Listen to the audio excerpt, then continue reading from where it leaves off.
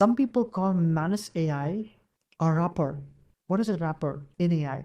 Think of it like this. Imagine buying a plain smartphone with basic apps. Then you install new apps and customize the settings and add automation tools. So that's what Manus AI does with existing AI models. It builds on them and makes them better. But what makes Manus AI better than others?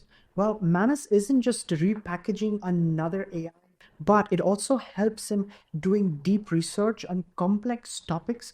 Before we jump into our use case scenarios, you can also check out some Manus Space galleries. So if you click on the visit, it directly takes you and you can see what other creators have done. You can also see that in this case, we have a game that someone created, and it's actually pretty nice.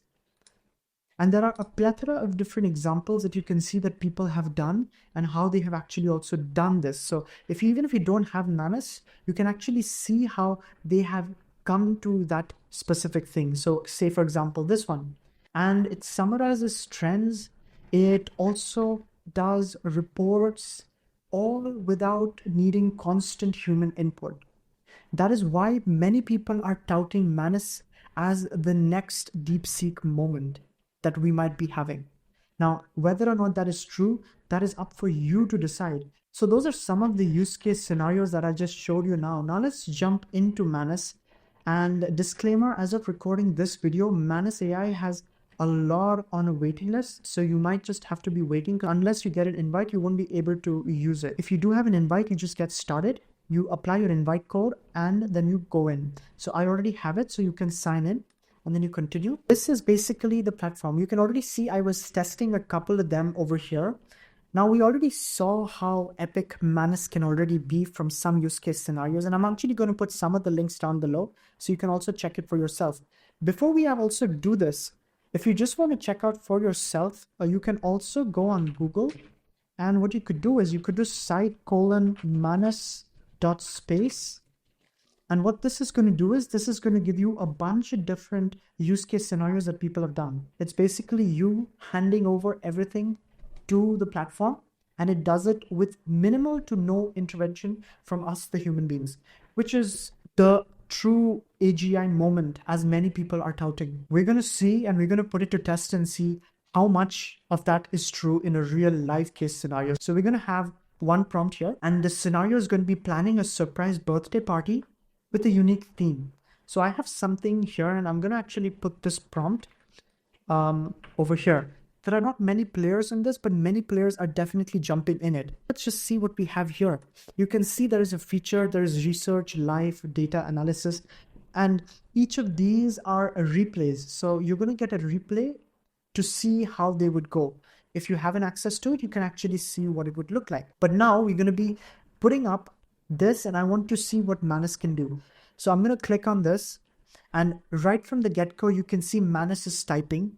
And then what should happen is it's going to start thinking.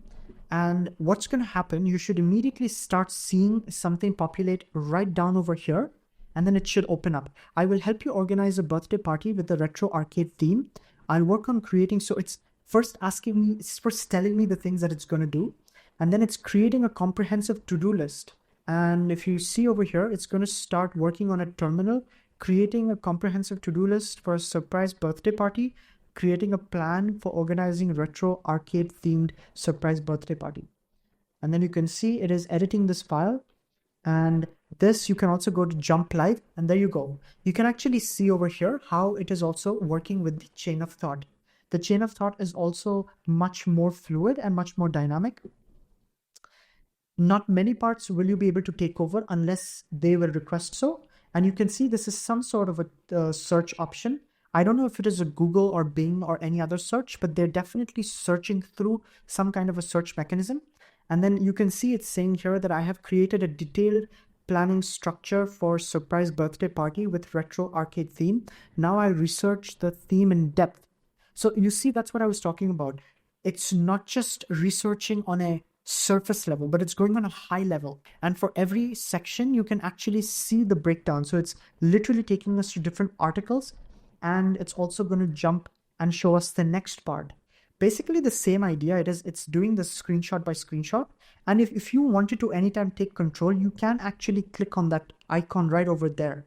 You can see that it's also the chain of thought is live, showing us what it is doing action by action. That process is also really nice. And it is giving us all these different things from 1982, the Robotron 2084. Then it's continuing the research on arcade, and it's again continuing the search, and it's analyzing the search results. It has been quite a list over here.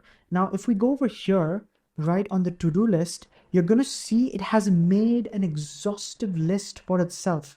I did not make it. Very impressive already. And if you see another thing, this will eventually start populating. So they're going to actually start putting the cross as they keep going ahead. In any case, let's just go down and let's jump into the live and see where we are with our Manus AI. Now it's also scrolling into the Emporium and it's searching for other stuff. And it's again, you see how wonderfully it's going and doing a back and forth, back and forth, back and forth, pretty much like a human being. At this point, I literally don't have to do anything else. It's just me literally giving a commentary until it actually finishes. That is what it means by a zero interference. You see, it's really thinking like a human being, using Pinterest, going into the retro arcade feed, trying to find different themes. Like even if you see over here, it's getting decoration ideas. It's also like jumping into like what it could mean over here.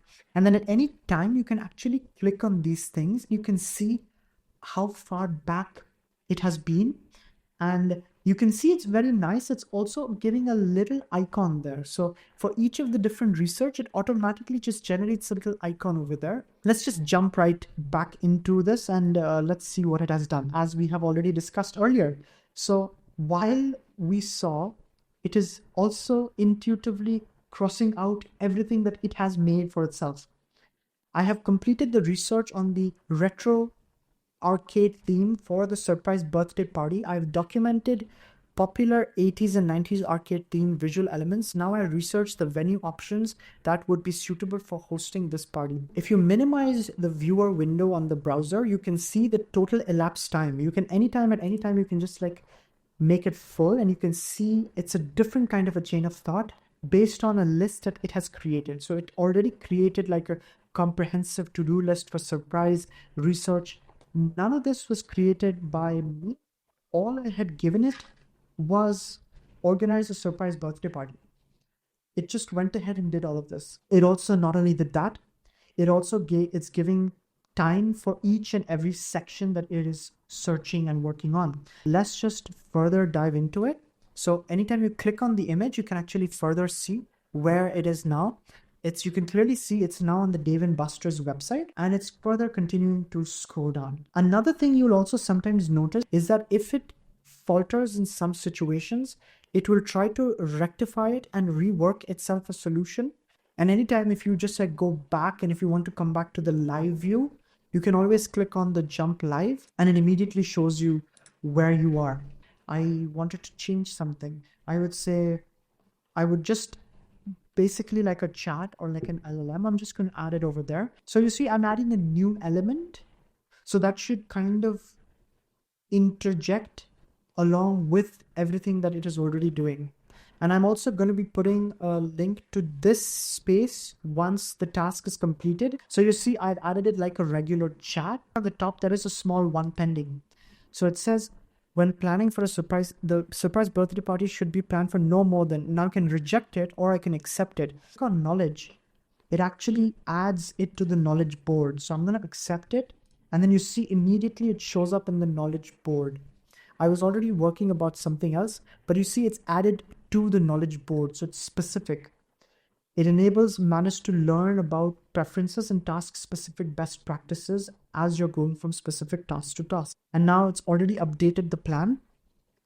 If I wanted to see the to-do list and how many things have already been done and how many things are done, we can already see it's roughly about 10% or 20% of it's already the way done. Number of research is very exhaustive. I'm just showing an example, which is a very practical example and a day-to-day scenario. It's again, we go back to jump and it keeps going back and forth. And you can see every time it's going back and forth, It also adds a new rationale. So it encountered an issue, as I just now said. No need to worry, it will handle the errors on its own. That is where we are now. Can we just imagine how much more amazing it's going to get in just a couple of more months? It already self-corrected itself. It found an error and then it just corrected itself. I want to add something more specific. I want to challenge it. And I want to just show you how. You see, this is the thing. This is more like an intern or an assistant, non-intrusive in the sense it does not break the chain of thought for Manus. Manus just reworks itself. That is what I found is really brilliant. It's again going back, and it's some of the websites they do get really upset about, especially if you're using X or if you're using like Reddit. They do not let you go about it. So it tries to fix. Sometimes you can also override it and you can control. But I don't want to do that. I just want to show you from a high level how it's going to give a deep research on something that is so practical. So here you can see, thank you for sharing that important detail about your guests. Having 5 vegetarians and 5 non-vegetarians in your group will definitely help tailor the catering recommendations to ensure everyone has plenty of delicious options. It has not yet updated this because now it has actually changed a little bit of the catering options, given that I have changed some of the things over there. It already found a venue option. So the venue is done. Now we're going to look into what they give for the catering option over here. Now let's just directly jump into it. It's already, you see, it's searching for vegetarian and non-vegetarian, finger foods for party, and creating. So let's just jump into this. Now it's again another note. And then you can see it's already started with the catering options. So now we have the catering options done. We're at this point 50% done with this specific one. While it already added this, you can see I've completed the catering research for your retro themed. It has another pending up here. And you want to update this. So I'm going to just say update for this one as well. So this has been updated. We can see again after a little bit of time that it again adds another list of things that it is thinking of activities based on the age range and the number of people. So it's kind of giving 4-player, 2-player classics. You can clearly see I'm not intervening and I'm just like letting it do things on its own. It's already at this point around 80% done with its task force. We're just going to let it continue. You can see it's already said a good portion is done. Now it will move on to the designing the invitation templates for the party, and it will create a digital invitation. So it's also going to do that. It's basically doing the whole package. We just started with the birthday party and it's giving us such an intense and exhaustive things to do. This is like amazing event planning, honestly. Let's just see how far it's going to go with this now. How much of the task list that we had here, it's going to be able to complete. If you notice here, it got stuck at the Etsy part. Some websites will block it because they have the captcha, but you saw it immediately try to do a workaround by going to this website over here and trying to basically go into what we have. If we look at this list, we're basically going by this list now. It's basically now working on creating a design, invitation design. Jump back into the live and let's see what it is doing. It's actually literally making an invitation. I'm very curious to see how it's going to do this invitation. It is actually making an invitation. It's designing it.